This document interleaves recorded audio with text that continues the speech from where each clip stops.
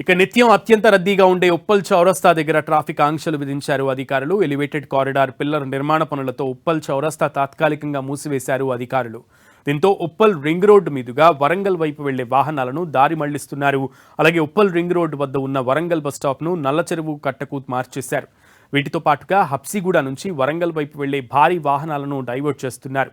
Habsiguda, Nacharam, Mallapur, IOC, Chengicherla మార్గంలో వాహనదారులు వెళ్లాలని అధికారులు సూచించారు. కార్లు, బైక్స్ పిస్తా హౌస్ నుంచి బీరప్పగడ్డ మీదుగా వరంగల్ హైవేకి వెళ్లాలని తెలిపారు. మేడిపల్లి, బోడుప్పల్, ఫీర్జాదిగూడ ప్రాంతాల నుంచి హైదరాబాద్కి వచ్చే బైక్స్, కార్లు మెహఫిల్ హోటల్ వద్ద లెఫ్ట్ తీసుకుని ఉప్పల్ భగాయత్ నాగోల్ బ్రిడ్జ్ కింద యూటర్న్ తీసుకుని ఉప్పల్ వైపు రావాలని సూచించారు. వరంగల్ నుంచి హైదరాబాద్కు వచ్చే బస్సులు, లారీలు, భారీ వాహనాలు గట్కేసర్ వద్ద ఓఆర్ఆర్ ఎక్కి హయత్ నగర్ వద్ద దిగి ఎల్బీనగర్ మీదుగా హైదరాబాద్కు వెళ్లాలని సూచించారు. ఎలివేటెడ్ కారిడార్ పిల్లర్ నిర్మాణ పనులు దాదాపు 3 నెలల పాటు జరిగే అవకాశం ఉన్నట్లు తెలుస్తోంది.